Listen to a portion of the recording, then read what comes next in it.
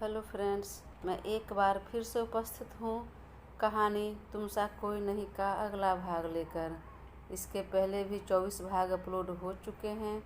अगर आपने नहीं देखा तो प्लीज़ एक बार मेरे चैनल पर जाकर अवश्य देखें। अर्नव कमरे में चेंज करने लगा तो अदिति बाहर ही रुक गई। कुछ सेकंड तक वो खड़ी रही, फिर अपने कमरे की तरफ मुड़ गई तो अर्नव ने आवाज़ लगाई, अंदर आ जाइए। नहीं सर, आ जाइए, अब आपका हक है। सर, इस हक की हकदार मैं नहीं हूँ, नहीं चाहिए मुझे। बोलकर वह अपने कमरे में आ गई तो अर्नव भी आगे कुछ नहीं बोला। अदिति अपने कमरे में आकर सारी ज्वेलरी उतारी, फिर चेंज किया और बेड पर बैठ गई। कुछ देर तक बैठी रही, फिर कंबल ओढ़कर वह लेट गई। तभी याद आया कि दादू का अगला रूटीन चेकअप कब है, याद नहीं, एक बार देख लेती हूँ। वह उठी और उनका फाइल चेक करने लगी। इधर अर्नव ने भी चेंज किया और बेड पर लेट गया, लेकिन नींद नहीं आई। एक अजीब सी बेचैनी मन में छाई हुई थी। जैसा वो चाह रहा था वैसे ही सब कुछ अच्छे से हो गया था, फिर भी न जाने क्यों उसे खुशी नहीं हो रही थी। खुशी तो क्या, चैन भी नहीं मिल रहा था। वह उठा और बेचैनी से कमरे में इधर उधर टहलने लगा। फिर भी चैन नहीं मिला तो वह खिड़की पर आ गया और पर्दा सरकाकर खिड़की को खोल दिया। जनवरी महीने की बेहद सर्द रात थी। बाहर धुंध और कुहासा अपने चरम पर था। तभी एक बेहद सर्द हवा का झोंका उसके चेहरे से टकराया तो थोड़ी राहत मिली, सुकून मिला, पर मन बेहद अशांत था। वह कुछ देर तक खिड़की को खुला ही छोड़ दिया और बाहर एकटक देखने लगा। उसने जो किया, क्या वह सही किया? उसने जैसे जैसे कहा, वो लड़की उस पर भरोसा करके वैसे वैसे करती गई। अपनी दुनिया को छोड़कर, भूलकर उसके दिखाए दुनिया में आ गई। लेकिन क्या वह भरोसे के लायक है? अपने दादू के प्यार में कुछ ज़्यादा ही स्वार्थी नहीं हो गया है वो? उस लड़की के साथ कुछ ज़्यादा ही अति नहीं हो रहा? नहीं, नहीं हो रहा है। मैंने कुछ गलत नहीं किया। अपना परिवार को बचाने के लिए, सुरक्षित करने के लिए लोग तो कुछ भी कर गुजरते हैं, वही मैंने भी किया। और बदले में उसे एक अच्छी और सेफ नौकरी भी तो मिली है। वह खुद ही खुद में सवाल जवाब कर रहा था। इधर भीमा को भी नींद नहीं आ रही थी तो अभी खिड़की पर आ गया। उसने खिड़की तो नहीं खोला, लेकिन पर्दा सरकाया तो सामने खिड़की पर अर्नव दिखा। ओह, तो लगता है भाई को नींद नहीं आ रही है। कैसे आएगी? जो पसंद है वो उसकी लाइफ में आ भी गई है, लेकिन इस तरह से आई है कि उनका होकर भी वो उनका नहीं है। मैं जानता हूँ भाई मन ही मन उस लड़की को कहीं न कहीं चाहने लगे हैं, पसंद करने लगे हैं, लेकिन वो कभी स्वीकार नहीं करेंगे। नहीं, कभी नहीं। पर कोई नहीं, मैं हूँ ना, सब स्वीकार करवा दूँगा।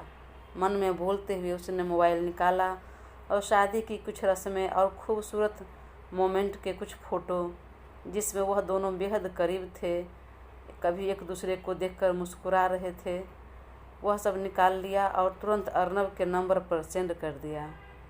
भाई, धीरे धीरे ही सही, पर मेरी कोशिश जारी रहेगी आप दोनों को एक करने की। जब अर्नव के मोबाइल पर नोटिफिकेशन आया तो उसने तुरंत मोबाइल ओपन किया। किसका मैसेज आ रहा है? वह सारा फ़ोटो देखकर एक पल के लिए खुश हो गया, लेकिन अगले ही पल उसका चेहरा कस गया और ज़्यादा बेचैनी सी होने लगी और वह तुरंत कमरे से बाहर आ गया। ठीक उसी समय भीमा भी अपने कमरे से निकला। नींद उसे भी नहीं आ रही थी। जब दोनों आमने सामने हुए तो अर्नव का कसा हुआ चेहरा देखकर भीमा एक पल के लिए घबरा गया। फिर बोला, भाई, पर उसने कोई जवाब नहीं दिया। भाई, कहाँ जा रहे हो? क्या हुआ? इतना परेशान क्यों दिख रहे हो? कुछ नहीं हुआ। और भाभी कहाँ है? तुम्हें एक बार मना किया ना, उसे भाभी मत बोलो। अच्छा ठीक है, कहाँ है अदिति? अपने कमरे में है। अपने कमरे से मतलब? वह अपने कमरे में है, और क्या? और ये तू क्यों पूछ रहा है? क्या वह आज भी अपने कमरे में है, आपके कमरे में नहीं? नहीं, और सही तो है, मेरे कमरे में क्यों रहेगी? जब इस रिश्ते का कोई अस्तित्व ही नहीं है, कोई फ्यूचर ही नहीं है और बात पहले ही तय हो गई है तो सही है ना, यह दूरियां तो मेंटेन रहनी ही चाहिए। देखो भाई, मुझे बोलना तो नहीं चाहिए लेकिन फिर भी बोल रहा हूँ। आप क्या कर रहे हो और इतनी ज़्यादती उस लड़की के साथ क्यों कर रहे हो? इतने बड़े बिजनेसमैन जिसके बिजनेस, रुतबा, शोहरत का डंका देश से लेकर विदेश तक बजता है, उसकी सोच इतनी संकुचित कैसे हो सकती है? आप इतने स्वार्थी कैसे हो सकते हो? आपको अपनी जिद के आगे बाकी किसी के मन की भावनाओं की कोई कदर नहीं है। तुम क्या कहना चाहते हो, साफ साफ बताओगे मुझे? भाई, उसे दूसरे कमरे में क्यों भेज दिया? अपने कमरे में बुलाओ ना। मैंने बोला था पर वह नहीं आई। उसने मना कर दिया और आप मान गए। भाई, दिखावे का ही सही, पर वह पत्नी है आपकी, वह भी तो चाहती होगी कि थोड़ा मान मनुहार करे आप। बस फॉर्मेलिटी के तौर पर एक बार कह देने से वह कैसे आ जाएगी? तो नहीं आए और मैं भी नहीं चाहता हूँ कि वह मेरे कमरे में आए। दादू के जिद पर वह लाइफ में आ गई है, वही बहुत है। अब तुम्हारे कहने पर मैं कमरे में ले आऊँ, फिर किसी और के कहने पर बेड पर? छी भाई, कितनी गंदी सोच है तुम्हारी और कितने स्वार्थी हो तुम। जिसने आपकी इतनी मदद की, आप पर इतना भरोसा किया, उसके बारे में ऐसी सोच। घिन आती है मुझे आपकी सोच पर। भीमा, अपना ज़बान काबू में रखकर बात करो। अर्नब के गुस्से का ठिकाना नहीं रहा। उसका चेहरा गुस्से में तमतमा गया, आंखें लाल हो गई। तुम्हें छूट दे रखी है, कुछ नहीं बोल रहा हूँ तो इसका फ़ायदा उठाने लगा है। बहुत ज़्यादा बोल रहे हो तुम। तुम्हारी हिम्मत कैसे हुई मेरे साथ इस तरह बात करने की? और रही बात उस लड़की की, तो हम दोनों ने आपस में बात करके शादी की है, दादू को दिखाने के लिए, उनकी खुशी के लिए, उनकी तसल्ली के लिए। वास्तव में हमारे रिश्ते का न तो कोई अस्तित्व है ना ही कोई फ्यूचर। तो आइंदा इस टॉपिक पर अपना मुंह मत खोलना, और खोलना भी तो 100 बार सोच लेना। भीमा उसका गुस्सा देखकर सहम चुका था। वह चुप रह गया, फिर कुछ क्षण रुक कर बोला, सॉरी भाई इस तरह बात करने के लिए, लेकिन एक बार आप सोच कर देखिए ना, जैसे आपने किसी के साथ अपना जीवन जीने के लिए, बिताने के लिए सपने देखे थे और वह टूट गए तो अब तक दुखी हैं। वही सपना तो उस लड़की ने भी देखा होगा ना। और ख़ासकर लड़कियां तो अपने शादी को लेकर, अपने जीवन साथी को लेकर कितने सपने, कितने अरमान सजाती है। आज की रात की भी उसने तो खूबसूरत कल्पना की होगी ना। लेकिन देखिए वास्तविकता में क्या मिला।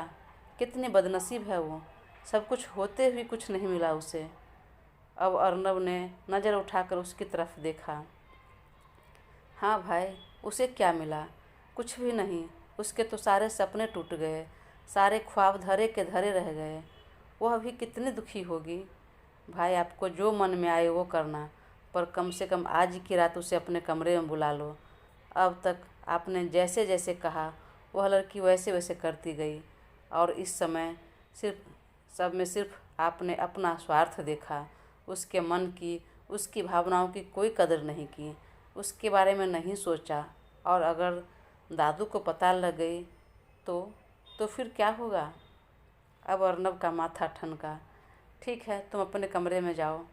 तब भीमा अपने कमरे में चला गया और वह तेज़ कदमों से चलते हुए अदिति के कमरे के दरवाजे पर गया और हौले से डोर नॉक किया। उसने कुछ देर तक डोर नॉक किया पर दरवाज़ा नहीं खुला, तो उसने हौले से आवाज़ लगाई, फिर भी कोई जवाब नहीं मिला। ओह, लगता है सो गई। वह वापस जाने लगा, लेकिन फिर मुड़ा और हौले से दरवाजे को धक्का दिया तो दरवाज़ा खुल गया। वह अंदर गया तो देखा बेड पर अदिति गहरी नींद में सो रही थी। उसने तुरंत लाइट ऑन किया और जब अचानक लाइट की तेज़ रोशनी आंखों पर पड़ी तो अदिति की नींद झटके में खुल गई और सामने अर्नब को देखकर थोड़ी असहज हो गई। दुपट्टा अलग रखा हुआ था तो खुद को कंबल से लपेटते हुए तुरंत उठकर बैठी और बोली, जी सर, कुछ काम था? दादू की तबीयत तो ठीक है ना? अर्नब सुनकर दंग रह गया। मतलब सच में किसी भी तरह से इस रिश्ते से कोई उम्मीद नहीं है इसे। इतनी रात गए मैं कमरे में आया हूँ तो हमारे बारे में बात ना कर दादू के बारे में पूछ रही है, अपने काम के बारे में बात कर रही है। वाकई इसे मुझसे और इस रिश्ते से कोई उम्मीद नहीं है। सर, आप इतनी रात गए क्यों आए हैं? आप चलिए उठिए यहाँ से। लेकिन क्यों और कहाँ चलूँ? चलिए पहले उठिए फिर बताता हूँ। अदिति ने धीरे से कंबल हटाया और दुपट्टा लेकर बेड के नीचे उठ खड़ी हुई और आंखों में अनेकों सवाल लिए अर्नब की ओर देखने लगी। अर्नब ने उसका हाथ पकड़ लिया और कहा, मेरे नहीं नहीं, अपने कमरे में चलिए। सुनकर अदिति का कलेजा धक धक करने लगा। लेकिन क्यों सर? देखिए, जब इतना सब हो चुका है तो फिर कमरे में रहने में क्या परेशानी है? दादू को तो पता चल गया तो फिर वो एक नई परेशानी खड़ी कर देंगे, इसलिए बोल रहा हूँ। उसने बोला तो अदिति भी इनकार नहीं कर सकी और चुपचाप उसके कमरे में आ गई। पर ना जाने क्यों कमरे में कदम रखते ही मन में एक अजीब से एहसास होने लगे। तन मन सिहरने लगा। देखिए, अब आप यहीं रहिए और कल आपका सामान इधर शिफ्ट करवा दूंगा, हरी काका को बोलकर। वैसे कहाँ सोएंगी आप? बेड पर? सुनकर अदिति का कलेजा धक से रह गया। क्या? अर्नब का मन तो नहीं था, लेकिन फिर भी उसने उसका मन रखने के लिए पूछ लिया। नहीं, मैं काउच पर ठीक हूँ, आप बेड पर सो जाइए। तब अर्नब ने कबर्ड से उसके लिए एक नया ब्लैंकेट और पिल्लो लाकर दे दिया, जिसे लेकर अदिति काउच पर लेटी और अर्नब बेड पर। अदिति ब्लैंकेट ओढ़ने लगी, तभी एक बार करवट बदलकर उसने अर्नब की तरफ देखा और ठीक उसी समय अर्नब ने भी करवट बदला और अदिति की तरफ देखा तो दोनों की नज़रें मिल गई। तो उसने झट से नज़रें हटाकर पीठ के बल सोने लगा। तो अदिति ने कहा, सर परेशान मत होइए, मुझे अपनी हद और हैसियत पता है। अर्नब ने कुछ जवाब नहीं दिया और करवटें बदल लिया। तभी अनायास उसकी नज़र दीवार पर टंगी उस फोटो पर चली गई जिसमें वह और दिया एक साथ थे। वह उसे एकटक देखने लगा और देखते ही मन बेहद बेचैन हो उठा। आंखों में आंसू छलक आया। वह उठा और उस फोटो को उतार कर सीने से लगा लिया और कंबल में मुंह दबाकर फुट फुट कर रो पड़ा। झूठी, बहुत झूठी हो तुम। पहले कहती थी कभी छोड़कर नहीं जाऊंगी, कहीं नहीं जाऊंगी, अगर गई तो मैं तुम्हें भी अपने साथ लेकर जाऊंगी। लेकिन तुम ना तो मेरे साथ रही, ना मुझे अपने साथ लेकर गई। देखो तुम्हारे पीछे मुझे यह सब क्या करना पड़ रहा है। फिर उसके फ़ोटो को चूमते हुए बोला, सॉरी दिया, आई एम सो सॉरी। मैं अपनी बातों पर टिका नहीं रहा, पर टेंशन मत लो, मैं इससे आगे नहीं बढ़ूँगा। फिर वह तस्वीर को अपने कबर्ड में रख दिया और धीरे से कमरे से बाहर निकल गया और घर में बने बार में जाकर ड्रिंक करने लगा। दिया, मुझे क्यों छोड़कर चली गई तुम? यही जीवन देने के लिए? क्या मुझे ऐसे देखकर तुम ऊपर से खुश हो रही हो? अच्छा लग रहा है? नहीं तो फिर मुझे भी बुला लो ना अपने पास। वह बोल रहा था और लगातार ड्रिंक कर रहा था और फिर न जाने कब नशे की हालत में बार में ही लुढ़क गया। इधर सुबह में अदिति की नींद खुली तो अर्नब बेड पर नहीं था। ओह, लगता है जल्दी जाग गए। मैं भी फ्रेश होकर किचन में जाऊं। और फिर कुछ देर में फ्रेश होकर जब वह बाहर निकली तो वह बाहर भी कहीं नहीं दिखे। कहाँ चले गए? हो सकता है बाहर निकल गए हो, पर मैं क्यों इतना सोच रही हूँ? मेरी जो ड्यूटी है, जो काम है, उस पर मुझे पहले ध्यान देना चाहिए। और वह रसोई में जाने लगी। तभी पीछे से आशा ने आवाज़ लगाई, बहू रानी रुकिए, आप किचन में आज ऐसे क्यों जा रही है? आज आपकी पहली रसोई है, चूल्हा पूजन होगा आपका, फिर आप कुछ मीठा बनाएंगे। लेकिन काकी, दादू के लिए चाय नाश्ता बनाना भी तो है, वह हम आज बना देंगे। जाइए, आप अच्छे से रेडी होकर आ जाइए और वह रस्में कर लीजिए। वह वहीं दरवाजे पर रुक गई। तभी हरी काका ने कहा, बहू रानी इधर आइए, बड़े साहब आपको अपने कमरे में बुला रहे हैं। जी काका, अभी आती हूँ, बोलकर वह तुरंत दादू के कमरे की तरफ बढ़ गई और कहा, जी दादू। इधर रात में भीमा को भी ठीक से नींद नहीं आई तो उठकर वह काम करने लगा तो पता चला कि अर्नब जो मीटिंग करके आया था वह फेल हो गया। जयंत ने उन सभी को अपनी तरफ मिला लिया। क्या करूं? सबने तो भाई को धोखा दे दिया। भाई को बताऊं कि नहीं? वैसे अब तक भाई तो जाग गए होंगे। वह बाहर निकला और कमरे में जाकर देखा तो अर्नब को नहीं दिखा। ओह, शायद भाई फ्रेश हो रहे हैं, बोलकर वह गार्डन एरिया में दादू के तरफ पास चला गया। इधर अदिति दादू के कमरे में आई और पैर छूकर प्रणाम किया। खूब खुश रहो बिटिया। तभी पीछे से आशा काकी भी आई। बेटा, आज तुम्हारी पहली रसोई है, तो लो इसे रख लो, और आशा जैसे जैसे कहती है वह सब पूरा कर लो बेटा, फिर रसोई बनाना। जी दादू, बोलकर उसने पैकेट लिया और रूम में जाकर खोल कर देखा तो उसमें लाल रंग की साड़ी और मैचिंग ज्वेलरी के साथ चूड़ी बिंदी सब था। वह उसे पहन लिया और सारा श्रृंगार कर आशा जी के पीछे रसोई में आ गई। आशा जी ने जैसे जैसे कहा वैसे चूल्हा पूजन कर मीठा बनाने लगी। वह हलवा बनाने लगी। तभी अचानक याद आया, अर्नब ने कहा था मुझे चावल की खीर पसंद है। याद आते ही चेहरे पर एक बड़ी मुस्कान आ गई। फिर उसने दादू के लिए थोड़ा हलवा बना दिया और चावल की खीर भी बनाने लगी। यह देखकर आशा जी मुस्कुराने लगी। वाह बहुरानी, बहुत अच्छा। छोटे साहब को चावल की खीर बहुत पसंद है। और क्या क्या पसंद है उन्हें? उन्हें तो घर का बना हुआ सारा खाना पसंद है, सब कुछ खा लेते हैं, बस बैंगन और करेले को छोड़कर। सुनकर वो हंस पड़ी। वैसे बहुरानी, आप सब कुछ बना लेती है, खाना पीना? तो अदिति ने हाँ में सिर हिला दिया। फिर बहुरानी, आप उनके पसंद का खाना बनाकर खिलाइए और उनके दिल पर राज कीजिए। सुनकर अदिति मन ही मन खुश होने लगी और आज का मेन्यू डिसाइड करने लगी। इधर अर्नब अब तक नहीं आया तो भीमा किचन के दरवाजे पर जाकर कहा, भाभी भाभी, भाई कहाँ है? पता नहीं, मैं उठी तो कमरे में नहीं थे। ठीक है, मैं कॉल करता हूँ। फिर कॉल ट्राई किया पर पूरा रिंग बजकर रह गया। अर्नब ने फ़ोन रिसीव नहीं किया। उसे रात में हुई बातें याद आई और कलेजा धक से रह गया। कहीं भाई गुस्से में बाहर तो नहीं निकल गए। और वह तुरंत बाहर निकलने लगा। लेकिन एक बार जी में आया तो उसने ऊपर बने बार में जाकर देखा तो अर्नब नशे में धुत दिखा। उसकी आंखें बड़ी हो गई। उसने तुरंत आवाज़ लगाई, भाई भाई, यह क्या किया आपने? चलो उठो। तभी उसकी नज़र मोबाइल पर गई जिसमें गैलरी ओपन था। अर्नब और दिया की फ़ोटो ऊपर थी। ओह, तो इस वजह से इतना ड्रिंक करके बैठे हैं। वह किसी तरह उसे उठाकर कमरे में लेकर आया और अदिति से कहा, भाभी, नींबू पानी मिलेगा क्या? हाँ, अभी देती हूँ। भीमा ने नींबू पानी अर्नब को पिलाया। भाई होश में आओ। और यह क्या कर रहे हो आप? जो बीत गई, जो दुनिया छोड़कर जा चुकी है, उसे लेकर उसकी यादों में अपनी लाइफ क्यों और कब तक ख़राब करेंगे? भाई स्वीकार कर लीजिए, दिया भाभी अब कभी लौट कर नहीं आएगी, तो उनकी यादों से बाहर निकलिए और इतना खूबसूरत जीवन आपके आगे पड़ा हुआ है, इंतज़ार कर रहा है, उसे संभालिए, खुश रहिए। बीते हुए कल को लेकर अपना आने वाला कल ख़राब मत कीजिए, उसे मत गंवाइए। अर्नब ने पानी पिया तो उसने आंखें खोल ली और बोला, हाँ बोल, क्या हुआ? भाई, यह क्या कर रहे हो तुम? फिर तुम सुबह सुबह शुरू हो गए? भाई सुबह नहीं, 10 बजने को आ गए हैं। क्या 10 बजने को आ गया? हाँ, अपनी आंखें खोलो और बाहर का नज़ारा देखो। अर्नब उठा तो उसका सर काफ़ी भारी हो रहा था।